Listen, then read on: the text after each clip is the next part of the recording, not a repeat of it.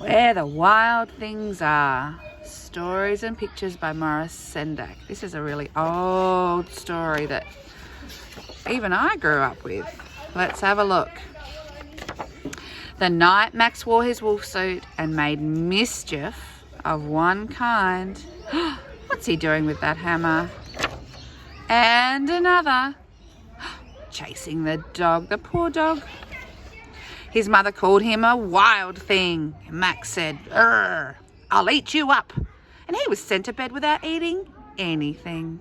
Oh, I think Max is a bit grumpy. That very night in Max's room, a forest grew. Look at those trees. And grew.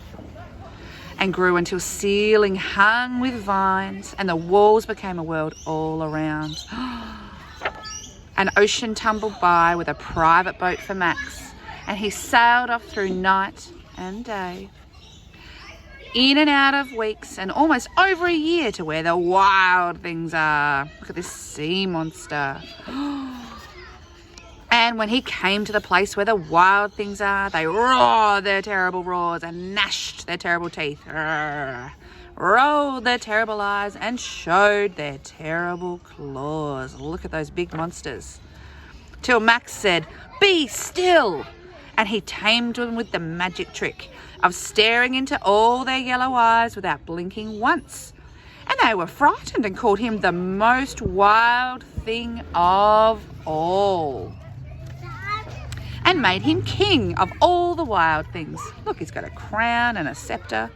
And now, cried Max, let the wild rumpus start. Oh, what's a wild rumpus going to be? Oh, look at all that monster dancing and roaring and swinging from the trees. I wonder if Max is getting all his sillies out and stomping around. Now stop, said Max, and sent the wild things off to bed without their supper. And Max, the king of all the wild things, was lonely and wanted to be where someone loved him best of all. Then all around from far away across the world, he smelled good things to eat. So he gave up being king of where the wild things are. But the wild things cried, "Oh, please don't go. We'll eat you up. We love you so." And Max said no. The wild things roared their terrible roars, gnashed their terrible teeth, rolled their terrible eyes, and showed their terrible claws. But Max stepped into his private boat and waved goodbye. Bye-bye, monsters, and sailed back over a year, in and out of the weeks, and through a day, into the night of his very own room, where he found his supper waiting for him. Look, his dinner's there waiting. He looks a bit tired out from being a monster and a wild thing. And his dinner was still hot. That's a good imagination, isn't it?